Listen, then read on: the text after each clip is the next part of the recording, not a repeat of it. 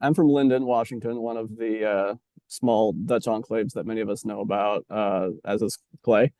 Um, Born there, raised there, Christian school there. I was baptized at Third CRC in Linden a long time ago, and that was really where I grew up and spent, yeah, my entire childhood. My parents are from there, my grandparents are from there, my great grandparents are from there, and my great grandparents moved there. They all kind of migrated there about 110 years ago or so, 120 years ago. So on both my parents' sides, both my dad and my mom, a lot of history in that town, and of course, lots of friends and relatives still there. I left for Calvin when I was 18, came to Grand Rapids primarily to get out of Linden. That was kind of my goal. And actually, Clay, I don't know if you know this, but I wasn't planning to go to Calvin until a conversation we had my sophomore year at the Dutch Mother's restaurant. I don't know if you remember this or not. But that was a little bit instrumental in getting me out of Linden after I graduated. Um, Linden Christian High School, where I went at the time, was about 100 students in each grade, give or take a little. I think it might be a little bit smaller now. I'm not sure exactly. Um, and three of us went to Calvin, three out of 100. Really? Yeah, which is not a lot. That was fewer than previous years, and I think it's even declined a little bit.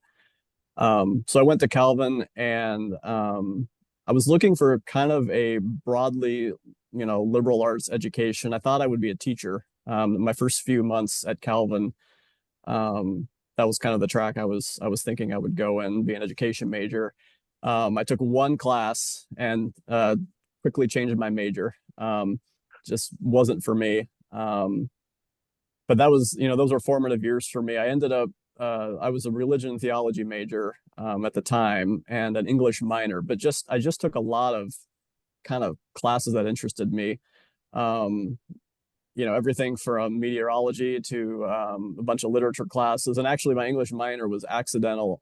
I mean, at the end, it wasn't, but I just took several classes from the faculty there and loved them.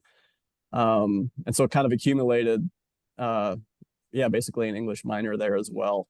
But just loved the broad, liberal arts education that Calvin had to offer. It really was a formative 4 years for me in significant ways. But in that time, I felt what I thought was a call to ministry. So I kind of took the pre-sem track as well. So I was taking Greek and, took Greek with Ken Bratt and others there. Really loved it. That was Attic Greek, because that was part of what was at the time, I think, a classics major, which is now not there anymore, I believe. Um, really enjoyed that. And then went to Calvin Seminary after my 4 years at Calvin, headed MDiv, CRC ordination, the whole deal. The further I got into my MDiv, the more I realized I did not want to be a pastor. I found myself gravitating toward the library and toward books and ideas, and I felt like people kind of got in the way of that sometimes. And That could be a theme of this entire conversation. and I knew that I didn't like the pastoral care classes. I didn't love the preaching. I just and those that felt like a bit of a red flag for me. So the further I was there, the longer I was there, the more I avoided those kinds of classes and the less I tried in those classes, I guess, to really put it bluntly. My desk in the library at Calvin, I know it's changed probably since the two of you have been there, but it was on the fourth floor, kind of above Heminga Hall. And, all the stacks right there are just, the history. I mean, the fourth floor is kind of where it's at.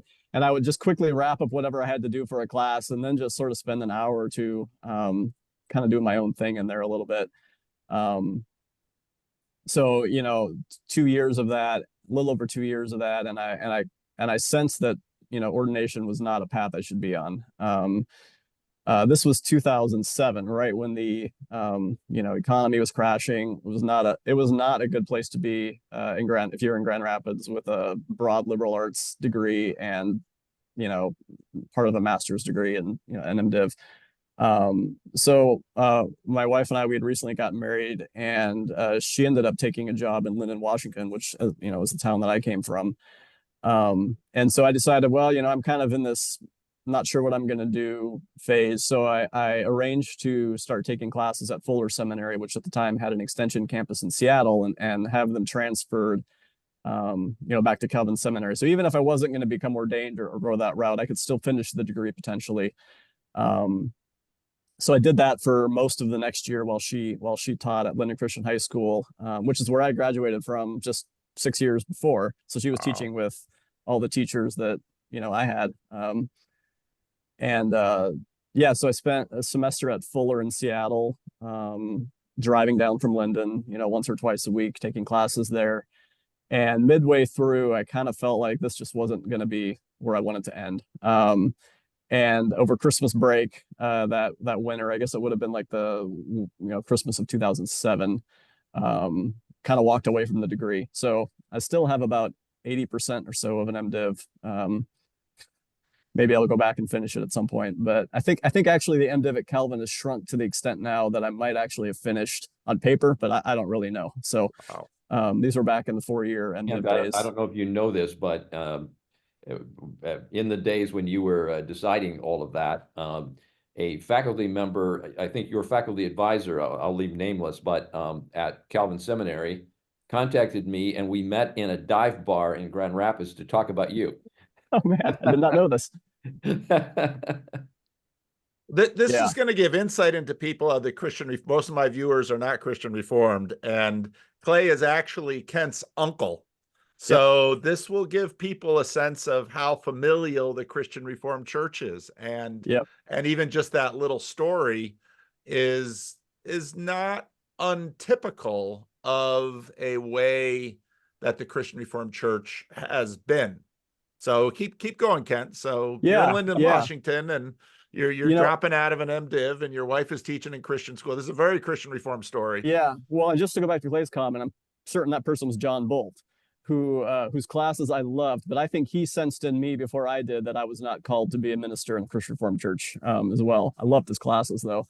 So yeah, we were in Linden. This is late 2007, and there I am, kind of unemployed without much to do, and trying to think through what I was going to do next. And after that, just a couple months kind of looking around and thinking through things, ended up getting a job in marketing at Logos Bible Software. Back in those days, the software was called Libronics. It was used at Calvin Seminary. I think it probably still is by some people. And I spent a long time working there until about 2015. We lived in Linden. We were back at 3rd CRC for most of that, coming to Grand Rapids to visit my in-laws, once or twice a year, just making our life there. And then in 2015, and I'm skipping a lot here, but in 2015, we moved back to Grand Rapids. I took a job at Zondervan, where I work now. So I've always since then basically been in Christian publishing, specifically academic publishing, academic imprints. So my life now is all related to Zondervan Academic and the books we publish and the authors we work with. But we're in Grand Rapids, and kind of adjacent to all these things. And Kent, when did you start your Substack? on why? These Yeah, well, the when is easy. That was about a month ago, 6 weeks ago or so. Oh, okay. And the why, I've always kind of followed the polity and the politics and the institutions of the CRC. It's been my home, and I'm not an office bearer. I'm not involved in any kind of official way. I'm not an elder or deacon, and of course not ordained. But I'm always interested in it, and I think I'm kind of just interested in general how institutions work and think and how they get things done. And I'm also interested in the in human behavior, I guess, broadly speaking. My day job is marketing. That's what I do, which really is kind of thinking through how people make decisions and how aware they are of those decisions. And in some sense, marketing is selling a thing, but in more ways, it's creating a market. It's creating an environment for an idea to make sense. So that's just kind of a broad area of interest for me, anyway. Yeah, I followed Synod and, the acts of Synod, read the agenda when it came out and kind of just track along with it like a lot of other people. And I had posted a couple things on Facebook. One thing that I posted, and I might have my order wrong, but I think I was kind of wondering, I read some criticism or saw something about the number of women delegates to Synod. And I don't even remember the context of it, but I kind of wonder, I wonder, how many delegates are there? And, is it going up or down? And, surely somebody in the denominational office knows that or is tracking that. I would assume. I don't know. I couldn't easily find that information. So I thought, well, this is not hard to figure out. So, I mean, these are public data points, right? And so I spent like an hour. It's kind of ridiculous to say this, but I just went through all the agendas since, was it 2008 or 9? I can't remember the year. And just counted. And, there's some names I didn't know if they, some names could be for either men or women. And then there were several Korean delegates where I couldn't easily figure out the whether it was a man or woman. And so, I mean, for it was the kind Korean of delegates, I could probably help you there. Yeah, well, right. yeah, right. I mean, I made some assumptions, right? So it's not perfect, but there was just this question I had, and I posted it, so I figured it out and made a little Excel graph, and I posted it on Facebook, and it's got some attention and some interest. And there was maybe one or two other things like that over the last couple months or since the agenda came out, where I just kind of had a question where people are talking about it, arguing about it. It's kind of ideologically driven. And I didn't find a lot of people looking to some of these just data points right in front of you, that are apparent if you take a little time to look for them. And I think I was getting ready to post my second or third thing on Facebook, and I was just thinking, like, nobody cares about this. This is just not the way to operate on Facebook. My friends, family, this is just too obscure. And so I posted what I was going to post on Facebook on a Substack instead. I just decided, well, I'll just put this here, and whoever can follow it can follow it. And now specifically what it was some stuff in I think it was the 1994 agenda, or maybe it was 95, but it was essentially an argument, it was against the 94 decision that kind of prohibited women serving in office. And the substance of a lot of the overtures, and I know the two of you lived through this is before me, but the substance of those overtures had to do with, it's not confessional status. I mean, there were several overtures that used that language. And I was reading this thinking, like, my word, there's a lot of parallels here with 21 and 22 and the conversation there. And I wondered, did someone or a group of people going into, Synod 2021, which obviously didn't happen, as they were kind of marshaling a response, were they thinking, well, look what happened in 94 and look how, the moderates and the left, and I know those are sloppy terms, but look how the moderates and the left kind of shut down what we wanted to do in 94, in 95 with that argument.